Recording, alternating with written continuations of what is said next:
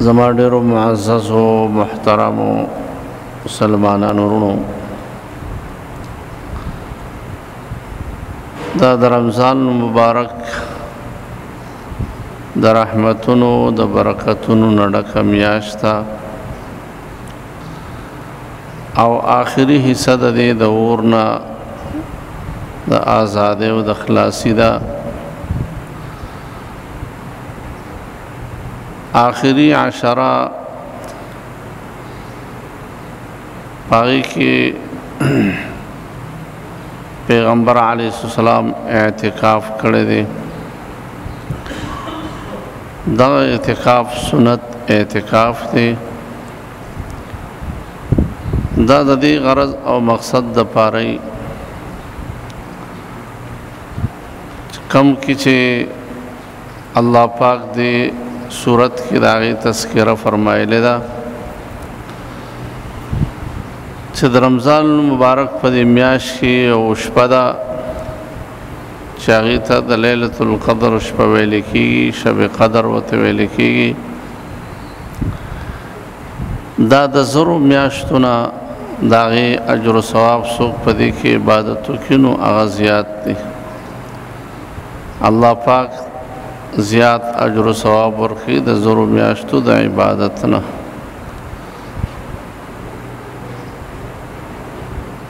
پدی وجہ بانے دا اعتکاف دغه مقصد د پاره کیږي.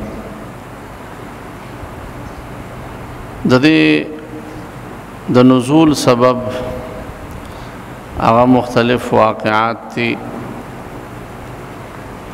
یو دا هم ذکر کی چې د مخکینو امتونو عمرونه هغه ډېر زیات وو او د پیغمبر علیه السلام د دې امت د دې عمرونه ډېر زیات کم دي. نو په دې جناب نبی کریم صلی الله علیه و آله وسلم سره غم پیدا شو که د دوی عملونه داوی سره برابرول غواړي نو دا ناممکنه ده. نو د دې کمی پوره کولو دپاره الله پاک دې امت ته پیغمبر علیه السلام ته دا لیلة القدر دا شپه چې کوم دی ورنصیب کړه. بعض روایتو کې راځي چې جناب نبی کریم صلی الله علیه و آله وسلم د بنی اسرائیلو د یو کس تذکره وکړه چې هغه زرو میاشتو پورې د الله پاک په لار کې جهاد کړو. صحابه اکرام رضوان الله تعالی علیهم اجمعین هغې ورته وپسخېدل. د دې کمی د پوره کولو دپاره اللہ پاک چې کوم دی دا شپه د امت ته پیغمبر علیه السلام ته ورکړه. بعض روایتو کې راځي چې جناب نبی کریم صلی الله علیه و آله وسلم د بنی اسرائیلو د یو څلورو حضراتو ذکر وکړو چې هغې کې حضرت ایوب علیه السلام، د حضرت زکریا علیہ السلام او د حضرت حزقیل علیہ السلام او د حضرت یوشع علیہ السلام تذکره وکړه چې دوی اتیاو کالو پورې د الله پاک عبادت کړو او د سترګې د رب برابرې د الله پاک نافرمانی نه وکړي. صحابه اکرام رضوان الله تعالی علیهم اجمعین چې دا خبره واوریده هغې ډېر زیات حیران شو. حضرت جبریل علیه السلام چې کوم دی تشریف راوړو او هغې چې کوم دی دا صورت دا چې کوم دی دا بیا نازل شو.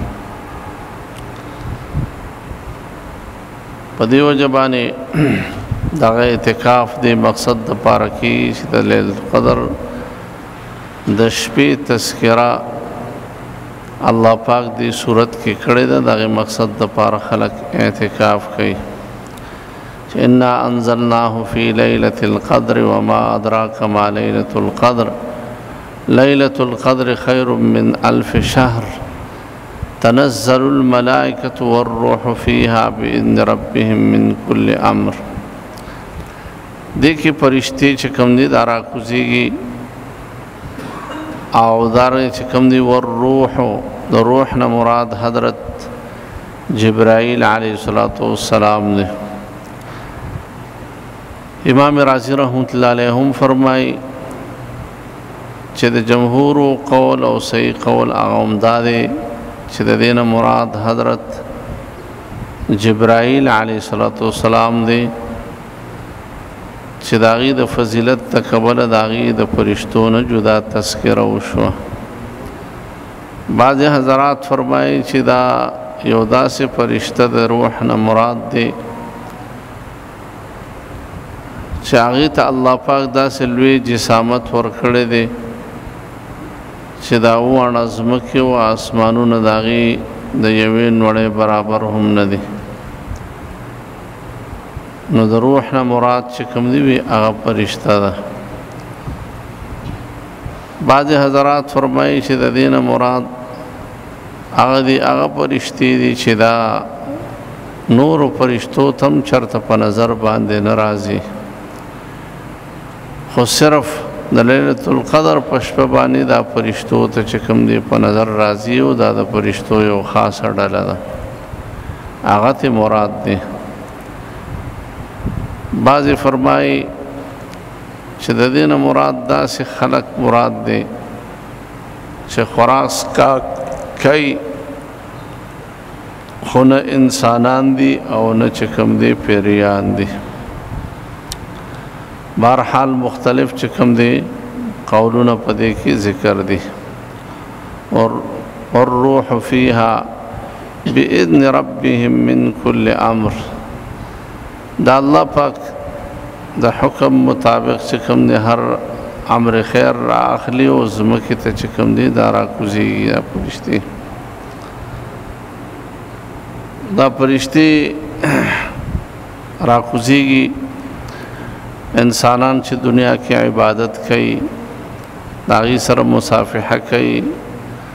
داغي دعاګانو باندې چې کوم دی امين هم وي.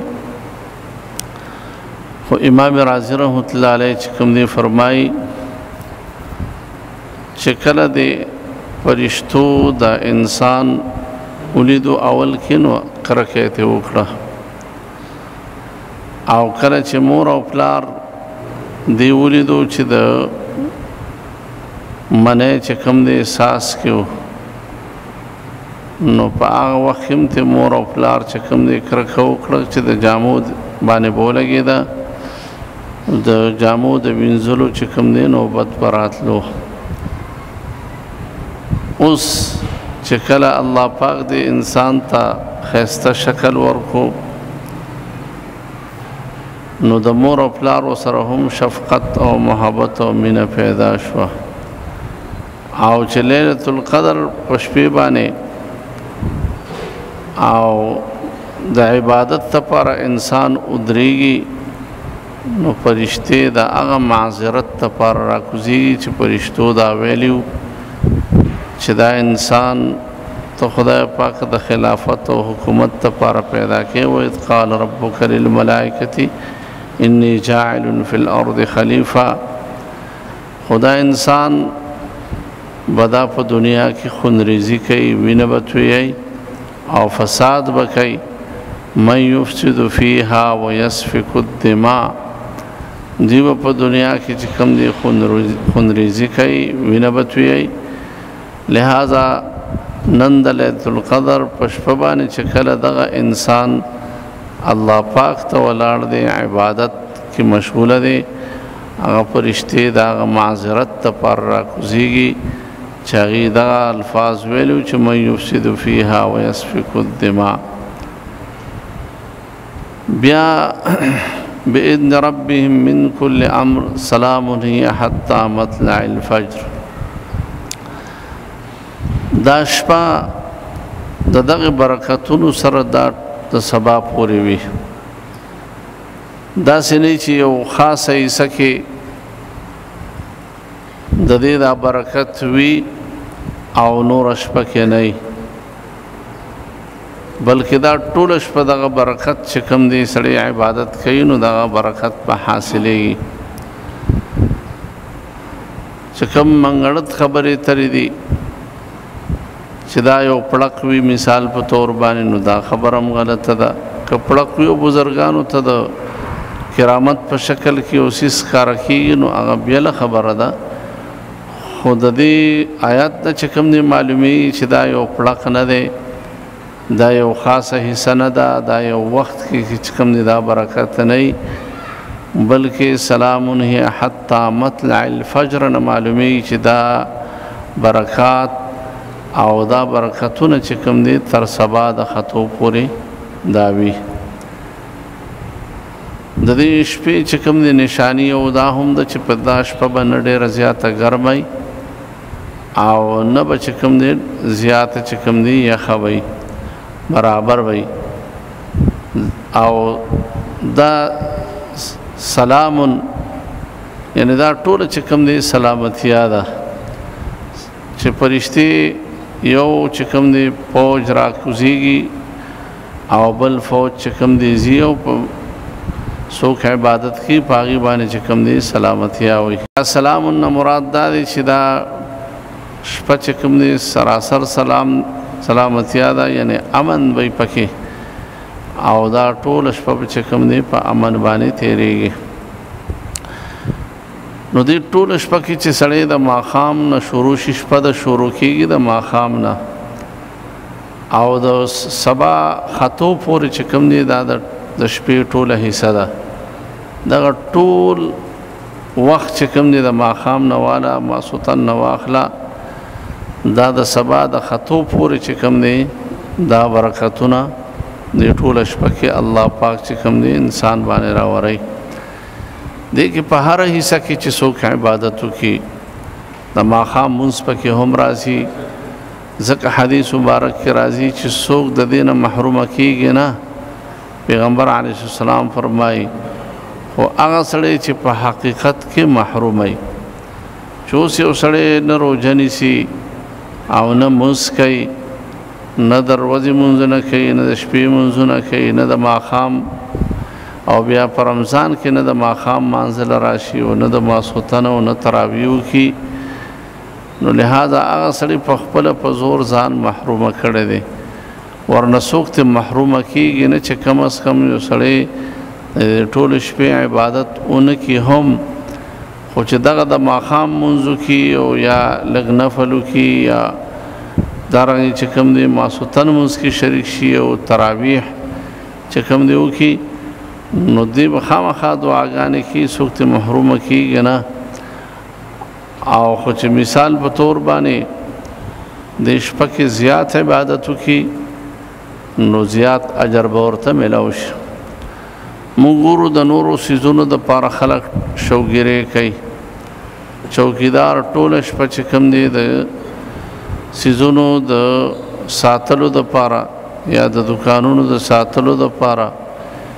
یا د خلکو د کورونو کې چې کوم دی د هغې کور ساتلو دپاره ټوله شپه چې کوم دی هغه ویښي. یا مثال په طور باندې ګاډي چلای نو هغه ډرایور ورسره هم ویښي، خو یو کس ورسره بل هم ویښي، کلنډر یا هر څوک چې هغه سره خبرې کوي، نو دا شوګیرې د دغې دپاره چې کوم دی د نورو څیزونو دپاره چې خلک کوي نو آسانه یې ورته. خو د دې عبادت چې څونه لوی اجر دی نو دا شوګیرې په هغې باندې ډېرې کمې دي. یا نور ملازمینی یا ریل کې وي یا جازونو کې وي او یا بل څه طریقې سره چې کوم دی خپل شوګیرې کوي، نو که یو څو شپې د الله پاک د رضا دپاره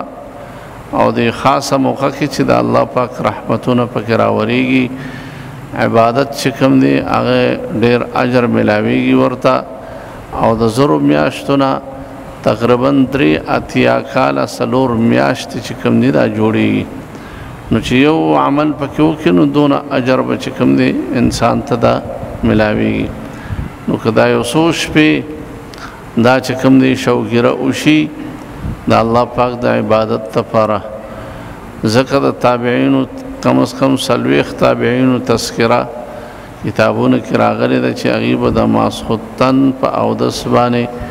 د سحر مونځ چې کوم دی دا کو. د سعید بن مسیب رحمت الله علیه چې دا تابعی دی د دینه چې کوم دی 50 کاله چې کوم دی روایت دی چې دنه 50 کاله د ماسخوتن په اودس باندې دوی چې کوم دی د سحر مونځ دا کړی دی. دارنګه حضرت عمر رضی الله تعالی عنہ به چې کله ماسخوتن مانځنه پس لاوړو نو ټوله شپه به چې کوم دی عبادت کو. دارنګه حضرت عثمان رضی الله تعالی عنہ هغوی به چې کوم دی په ټوله شپه عبادت به کو، د ورځې به روژه وه او د شپې به ټوله شپه عبادت کو، او د ورځې د شپې په دې اوله حصه کې به لږ شان چې کوم دی وده شو، او بیا به په یو رکعت کې ټول قرآن شریف او 2 رکعاتو کې ټول قرآن شریف چې کوم دی ختمو. امام شافعی رحمت الله علیه بارک راضی چې هغوی په رمضان المبارک کې شپې ته ختمه کول، یو به د ورځې چې کوم دی ختم کو او یو به چې کوم دی د شپې ختم چې کوم دی دا به کو. ډیر حضرات داسې وو لکه ابراهیم بن ادهم رحمت الله علیه چې دا د بلخ او سمرقند دغه علاقې باچا هم تیر شو، به باچایي پرېښوده. هغه به د رمضان مبارک کې به نه د ورځې خوب کو نه به د شپې کو. دارنګه د امام ابو حنیفه رحمت الله علیه نه هم چې کوم دی نقل دی چې هغوی د ماسخوتن 40 کاله د ماسخوتن په اودس باندې هغوی د سحر مونځ چې کوم دی دا کړی دی. دارنګه هغوی به یو شپې ته ختمونه په رمضان مبارک کې چې کوم دی دا کول، یو ختم به د ورځې کو او یو به چې کوم دی د شپې به کو، او یو به چې کوم دی په ټول رمضان کې په تراویحو کې چې کوم دی ختم هغه به کو. نو دی بزرگانو دی دا چې دومره مقام ورته ملاو شوی دی ناغي په آخرت د پاره چې کوم دی عبادت باندې ځان کړولی دی. نن داغي نوم په تمام دنیا کې روخانه دی او جمدی دی، دا د دې عبادت او دغه په وجه باندې دنیادار خلق خو ډېر پاتې شوي دي. ننم په دنیا کې مالدار خلق ډېر دی، پیسو سره ډېره ده، جیداد سره ډېر دی. هغه زمانه کې لوی لوی باچاهان هم پاتې شوي دي، شداد لوی باچا پاتې شوي دي، څوک یې نوم نه اخلي، که اخلي نو په بده به یې نوم اخلي. فرعون ویلي انا ربکم الاعلی، لوی باچایي ورسره وه، ټوله دنیا باندې باچایي کوله، خو نوم یې څوک چې کوم دی په دغه باندې نه اخلي. دارنګې چې کوم دی قارون هغه چې کوم دی یو ډیر مالدار ترین چې کوم دی انسانو، خو هیڅ فایده ورته چې کوم دی د مال نه هغه نه ده ملاو شوی. ابو جهل یو لوی سردارو او د دنیا لوی عهدې ورسره وي، خو لیکن هغه عهدې د هغه په کار رانغلې، مال د خلکو چې کوم دی په کار رانغې، باچاهان یې هغې په کار رانغله